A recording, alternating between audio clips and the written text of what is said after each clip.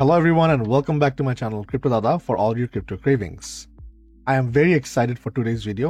অনেক clips থাকবে, অনেক content থাকবে. We will cover the economy, the market, the fundamentals and of course our technical targets.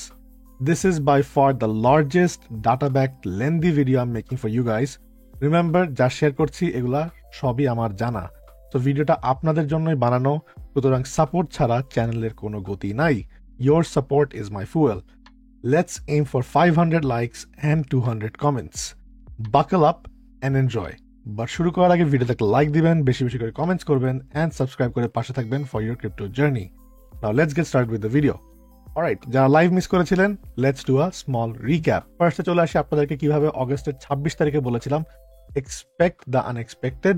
আপনাদেরকে বলেছিলাম এখান থেকে কারেকশন আসবে. That time the price was 64.8. সেখান থেকে আমরা 53,000 পাইছি। আপনাদের সাথে শেয়ার করেছিলাম अगेन সেপ্টেম্বর 6 আমার রেজাল্ট প্রিমিয়াম এগুলো দেওয়া হয়, কিন্তু আপনাদেরকে জানানো হয়েছে ইয়েস আমার ডাউন টার্ন প্রায় শেষের দিকে চলে আসছে।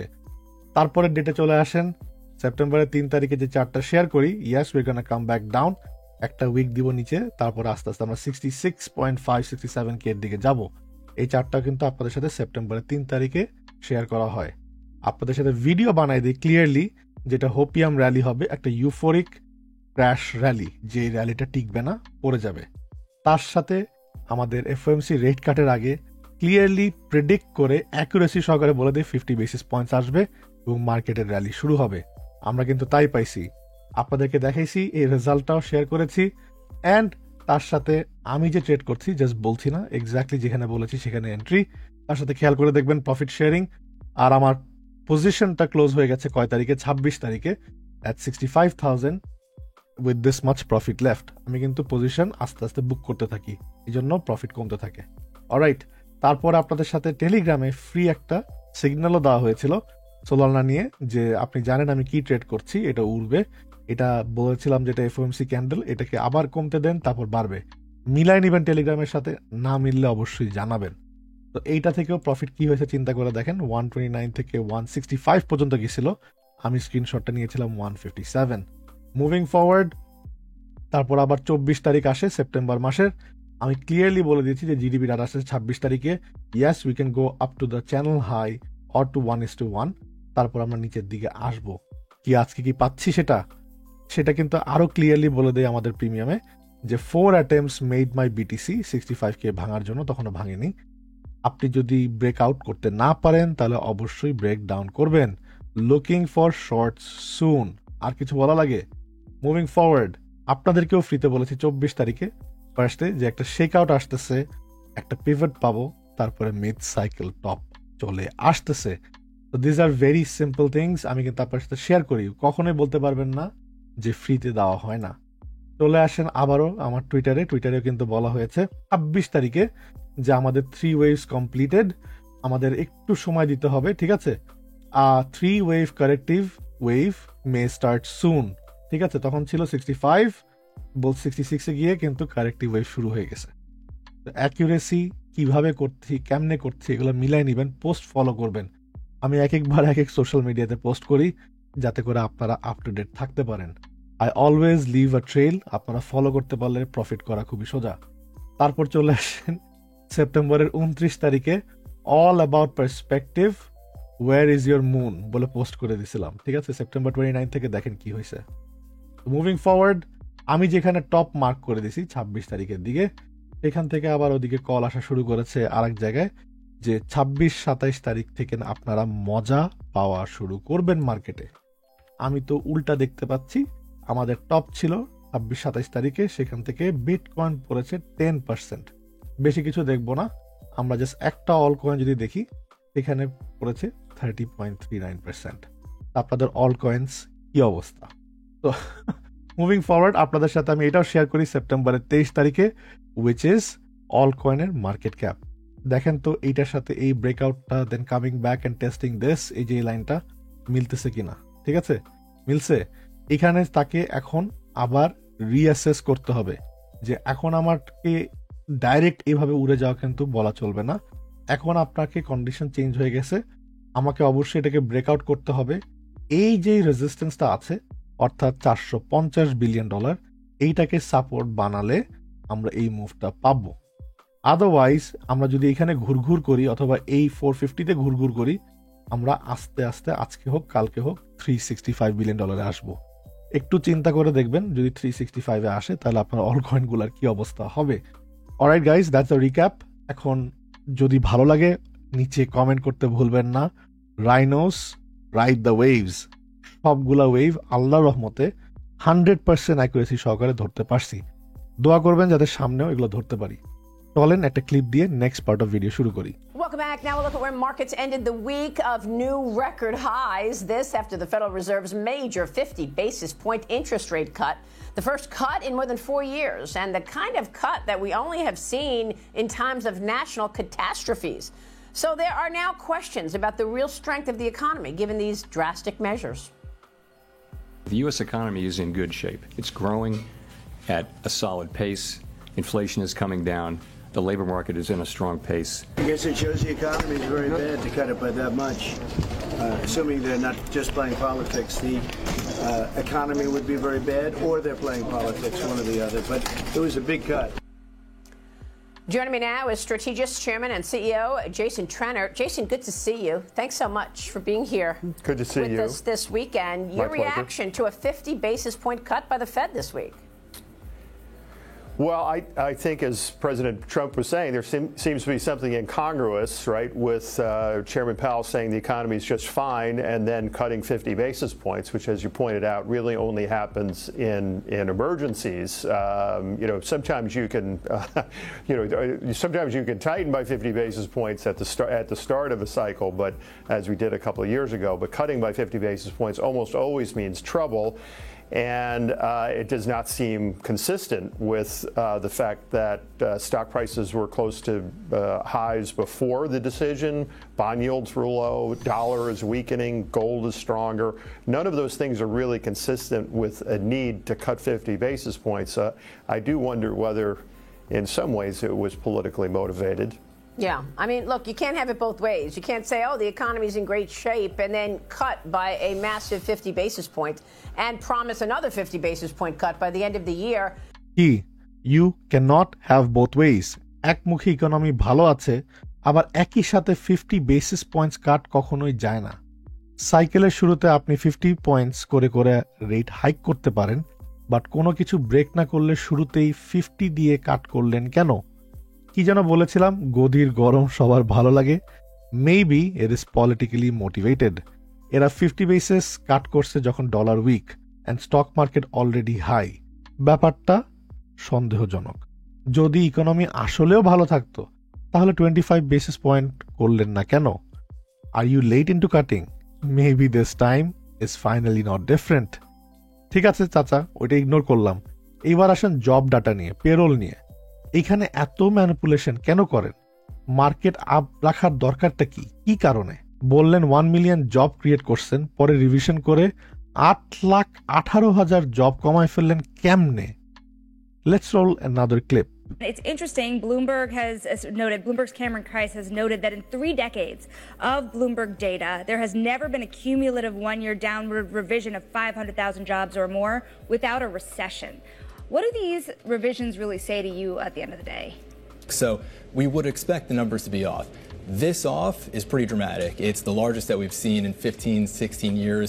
It's about 1.5 times larger than any other downward revision that we've seen. So it's a pretty big deal. কি দেখলেন? যতবার রিভিশন 5 লাখের উপরে করছে ততবারই রিসেশন আসছে। গত 30 বছরে 5 লাখের উপরে করে নাই, আর এইবার 8 লাখের উপরে তারা রিভিশন করে ফেলছে। আচ্ছা চাচা যান, এইটাও ইগনোর করলাম। এইবার আসেন আনএমপ্লয়মেন্ট নিয়ে। চলেন আপনার একটা রেকর্ড শুনে আসি আপনার মুখ থেকেই, যেখানে আপনি নিজে স্বীকার করেছেন যখন আনএমপ্লয়মেন্ট বাড়ছে ইয়ারলি 1%, তখন 12 বারের মধ্যে 12 বারই রিসেশন পাওয়া গেছে। Since the end of World War II, there have been 12 times in which the unemployment rate has increased by 1 percentage point within 1 year, exactly what you're aiming to do right now. How many of those times did the U.S. economy avoid falling into a recession? you know, it's not as black and white as very, Just very looking at the infrequent. numbers, it actually is pretty black Alan and white. Blinder's written a book on this, and There have been 12 times that we've seen a 1-point increase in the unemployment rate in a year. That's exactly what your Fed report has put out as the projection and the plan based on how you're going to keep raising these interest rates.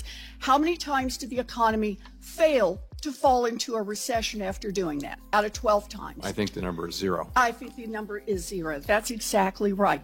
কি দেখলেন 12 বারের মধ্যে 12 বারই recession avoid করতে পারে নাই। চাচা যেহেতু এটাকেও ইগনোর করলাম, এইবার আসেন গভর্নমেন্ট স্পেন্ডিং এন্ড ডেট নিয়ে। আমি আগেও এটা নিয়ে বলেছি, প্রতি 3 মাসে সরকার 1 ট্রিলিয়ন ডেট অ্যাড করে যাচ্ছে। চলেন কিছু ডাটা দেখে আসি। Should point out that not only are they going to add about $8 trillion to the debt, but also run down Treasury's cash balance by another $1 trillion. So it's really $9 trillion of overspending, and that's about a quarter of the entire national debt when these people leave office in January. So essentially, they are responsible for 25% of the nation's debt, despite having only been there for 4 years. That's pretty remarkable.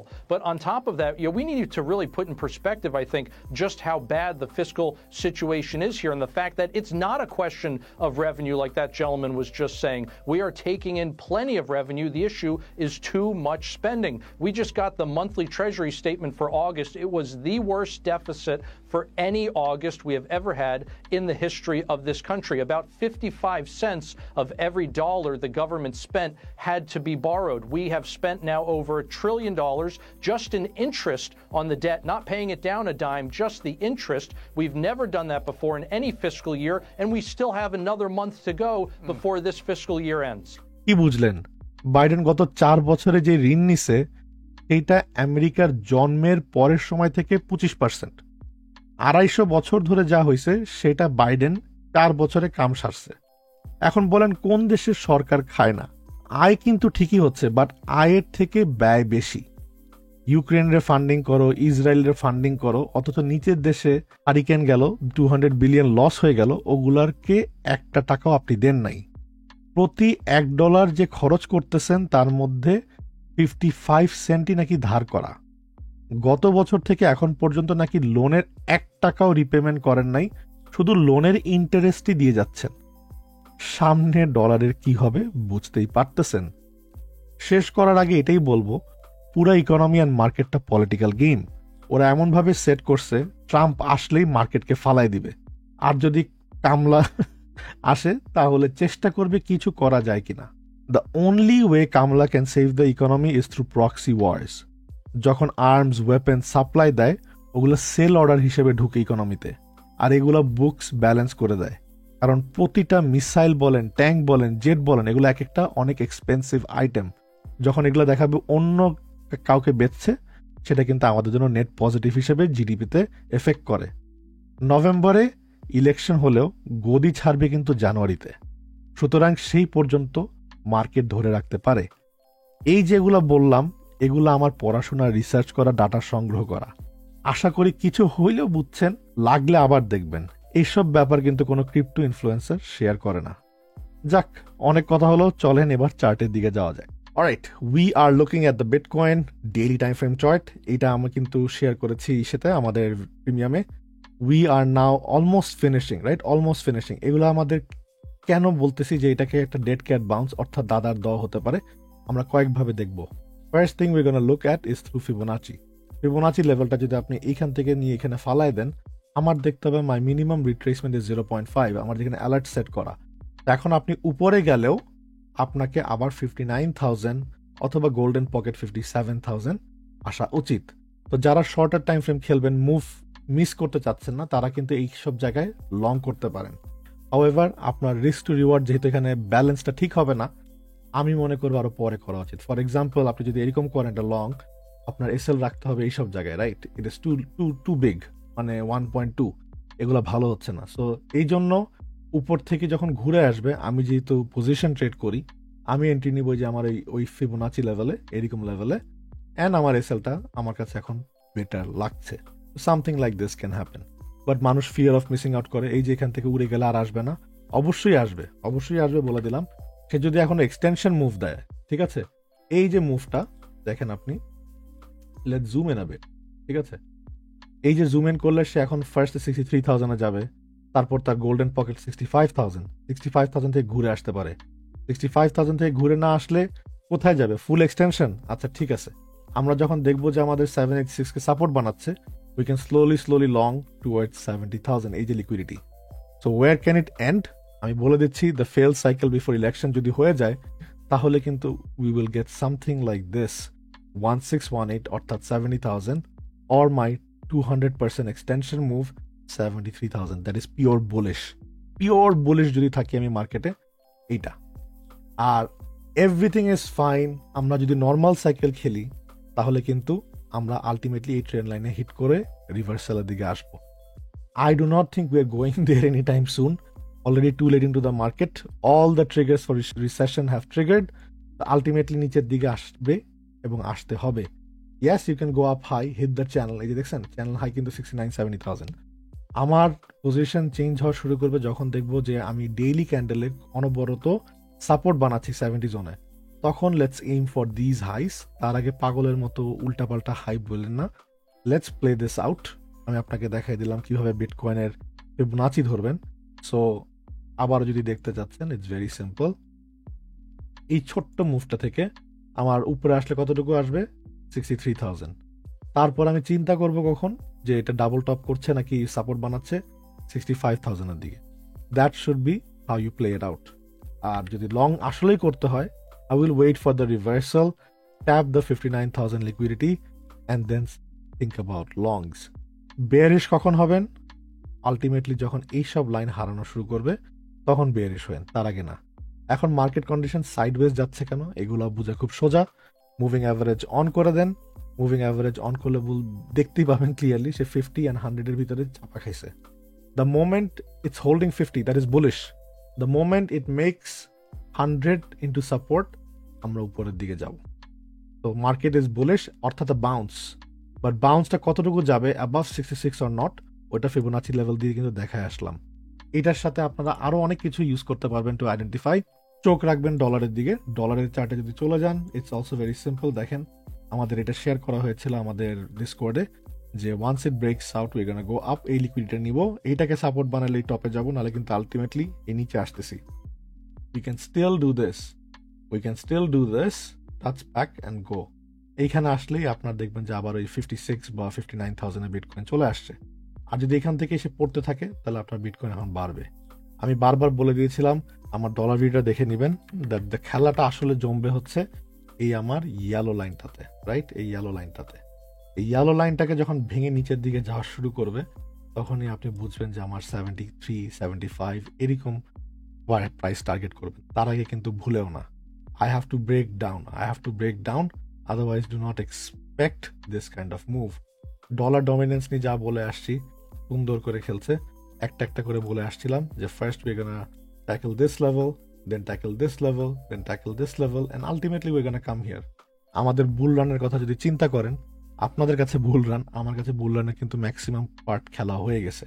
তাহলে কিন্তু এটা এখানে ভাঙার পরে শুরু হবে। তো এগুলো একটু চোখ দিয়ে মনিটর করবেন, নিজে নিজে দেখবেন। আর যুদ্ধের কথা সবসময় বলি, যুদ্ধ লাগলে কি হয়, এটাও কিন্তু চার্টটা আমার ফেসবুকে দেওয়া আছে। তানভীর ভাই আমার স্পষ্ট মনে আছে জিজ্ঞেস করছিল অয়েল চার্টটা পেতে পারি কিনা, তাকে এখানে বলে আসছিলাম। দেখেন কিভাবে মানে ফ্রি হ্যান্ডে আঁকলেও মিলে যায়, অবিশ্বাস্য লাগে। যুদ্ধ জানতাম না, কিছুই জানতাম না, বাট বলে দিয়েছিলাম যে এইসব জোন থেকে সে ঠিকই পাম্প করবে। আলটিমেটলি যুদ্ধের সময় কিন্তু এই পাম্পটা করছে। তো এইখানে হাই চলে আসছে। I am expecting to make a lower high and come back down. As long as it's rotating between 66 to 75, এখনো ডিসিশন না। এইটাকে যখন ভাঙবে অয়েল প্রাইস, তখন দেখবেন আমার ডলারও ভাঙতেছে, and we can expect a big move for Bitcoin. মোটামুটি সবকিছু শেয়ার করে দিয়েছি। টোটাল মার্কেট ক্যাপের ব্যাপারে আপনাদের সাথে জানা আছে, ডেটগুলো দিয়েছিলাম, খেয়াল আছে। এগুলো নিয়ে এখন আলেপ করবো না, সামনে আসতেছে। মোটামুটি আইডিয়া পেয়ে গেছেন। এইটা ডেইলি টাইম ফ্রেমে, বাট উইকলি দেখলে দেখবেন যে একদম 100% কাটায় মিলে গেছে।